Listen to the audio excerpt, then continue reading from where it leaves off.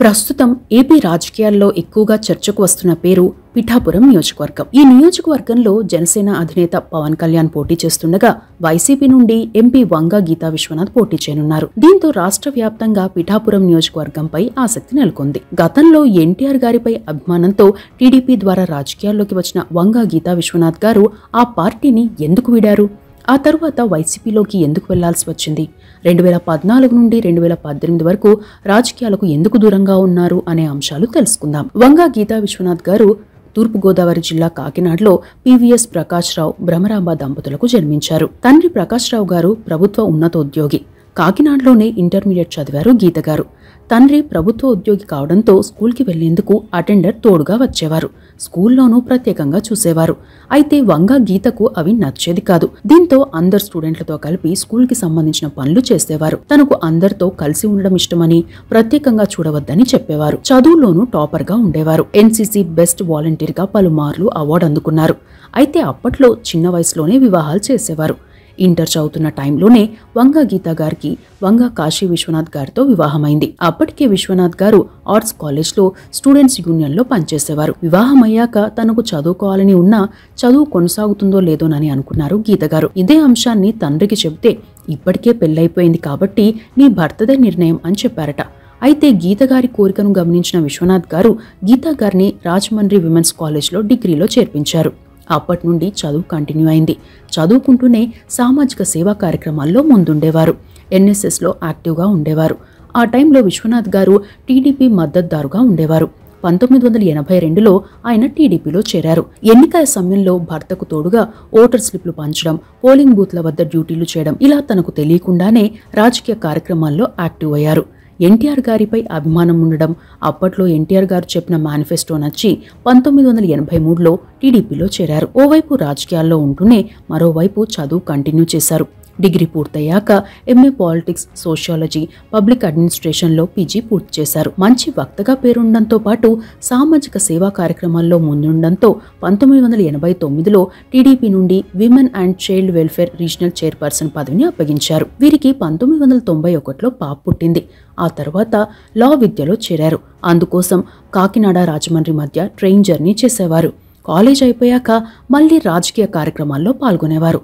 ఆ తరువాత నాగ్పూర్ యూనివర్సిటీ నుండి ఎల్ఎల్ఎం పూర్తి చేశారు. పేదల కేసులను ఎక్కువగా వాదించేవారు గీతా విశ్వనాథ్ గారు. అప్పట్లో ఓసారి వేట్లపాలెం ప్రాంతంలో రైతు కుప్పలు కాల్చేసిన ఘటన సంచలనం రేపింది.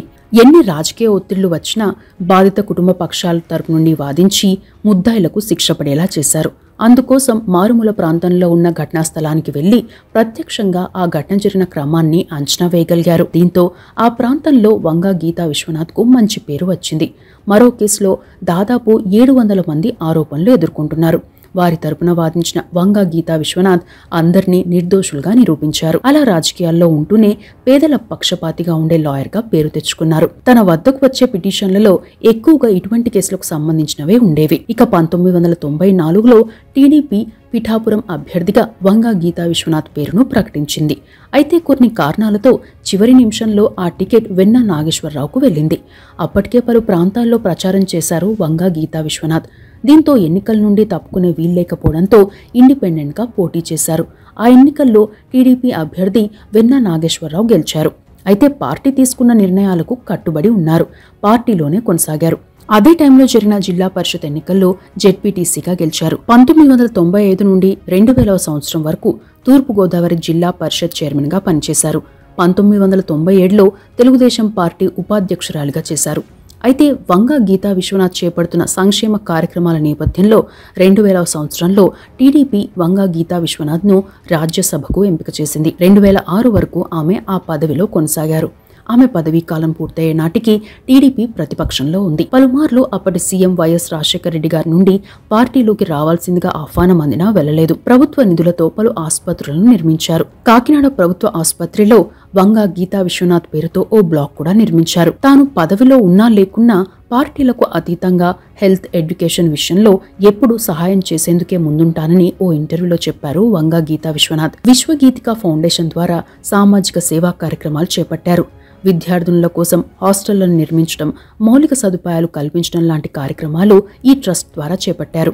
అయితే ఉభయ గోదావరి జిల్లాలో అప్పటికీ ఇప్పటికీ అదే పార్టీలో ఉన్న సీనియర్ నాయకులుగా ఉన్నవారు వంగ గీతా విశ్వనాథ్ గారి ఎదుగుదలను ఓర్వలేక పార్టీలోనే ఆమెను వ్యతిరేకించేవారు. దీంతో అక్కడ ఉండడం తనకు నచ్చకపోయినా పార్టీ అధిష్టానాన్ని గౌరవించి పార్టీలో ఉన్నారనే ప్రచారం జరిగింది.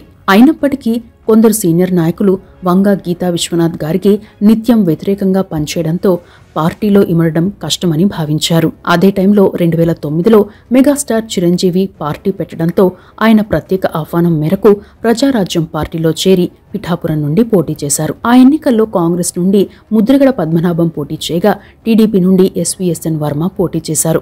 ప్రజారాజ్యం పార్టీ నుండి పోటీ చేసిన వంగ గీతా విశ్వనాథ్ 1036 ఓట్ల మెజార్టీతో గెలిచారు. ఉమ్మడి ఏపీతో పాటు జిల్లాలో ఆ ఎన్నికలు హోరాహోరీగా జరిగాయి. ప్రజారాజ్యం పార్టీ ఉమ్మడి ఏపీలో 294 స్థానాల్లో పోటీ చేయగా 18 చోట్ల గెలిచింది.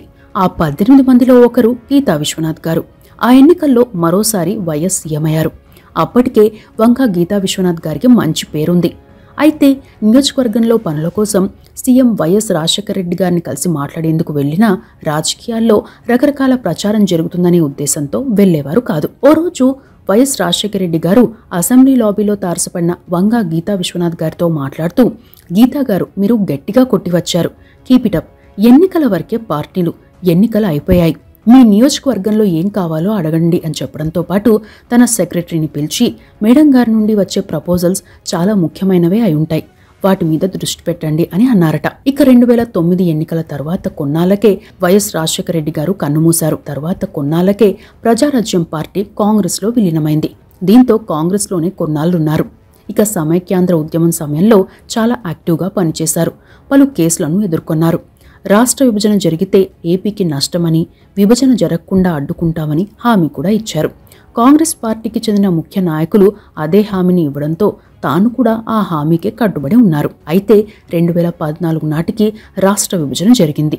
దీంతో విభజనను అడ్డుకోలేకపోయినందుకు ప్రజలకు ఏం సమాధానం చెప్పాలో అర్థం కాకపోవడంతో పాటు అప్పటి రాజకీయ పరిస్థితుల్లో ఏం చేయాలో కూడా తెలియని సందిగ్ధంలో పడిపోయారు. దీంతో కొన్నాళ్ల పాటు 2014లో ఎన్నికలకు దూరంగా ఉంటానని, ప్రజా సమస్యలపై నిత్యం అందుబాటులో ఉంటానని, రాజకీయ అంశాలపై మాట్లాడేందుకు, చర్చించేందుకు తాను సిద్ధంగా లేనని సంచలన ప్రకటన చేశారు. 2016 తర్వాత వంగ గీతా విశ్వనాథ్ గారిపై రాజకీయంగా ఒత్తిడి ఎదురైంది.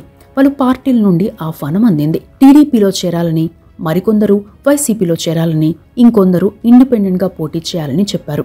మరికొందరు నాయకులు మాత్రం తాము ప్రస్తుతం ఏ పార్టీలో ఉన్నా మీరు ఏ పార్టీలోకి వెళ్తే తాము కూడా అదే పార్టీలోకి వస్తామని చెప్పారట. దీంతో తాను నియోజకవర్గంలో పర్యటించాకే తన నిర్ణయం చెబుతానని చెప్పిన గీతా విశ్వనాథ్ పిఠాపురం నియోజకవర్గంలో ప్రజాభిప్రాయం తెలుసుకునేందుకు యాత్ర చేపట్టారు. పలువురితో మాట్లాడి అభిప్రాయం తెలుసుకున్నారు. కొన్నాళ్ల తర్వాత వైఎస్ జగన్మోహన్ రెడ్డి గారి నుండి పిలుపు రావడంతో వెళ్లి కలిశారు. ఆయన కండువా వేసి పార్టీలోకి ఆహ్వానించారు. అప్పటికి కూడా వంగ గీత ఎక్కడ పోటీ చేస్తారనే అంశంపై క్లారిటీ లేదు. దీంతో వంగ గీతా విశ్వనాథ్ గారు మాట్లాడుతూ తాను పార్టీలోకి వచ్చాక పార్టీ నిర్ణయానికి కట్టుబడి ఉంటానని, సీటు ఇచ్చినా ఇవ్వకపోయినా పార్టీ గెలుపు కోసం కృషి చేస్తానని చెప్పారు. ఆ తరువాత కాసేపటికి కాకినాడ ఎంపీగా పోటీ చేయాలని పార్టీ ప్రతిపాదించింది. తాను పిఠాపురం నియోజకవర్గం ప్రజలతోనే ఇప్పటి వరకు ఉన్నానని, ఎంపీగా పోటీ చేయడం కష్టమని, ఆర్థికంగా కూడా కష్టమని చెప్పారు. ఇక లోటస్ పాండ్ నుండి సికింద్రాబాద్ స్టేషన్కు వెళ్లేలోగా కాకినాడ వైసీపీ అభ్యర్థిగా వంగ గీతా విశ్వనాథ్ పేరు ప్రకటించింది వైసీపీ. ఆ ఎన్నికల్లో టీడీపీ నుండి చలమలశెట్టి సునీల్ పోటీ చేయగా, జనసేన పార్టీ నుండి జ్యోతుల వెంకటేశ్వరరావు, వైసీపీ నుండి వంగ గీతా విశ్వనాథ్ పోటీ చేశారు. టీడీపీ అభ్యర్థి చలమలశెట్టి సునీల్పై దాదాపు 35,000 ఓట్ల మెజార్టీతో గెలిచారు.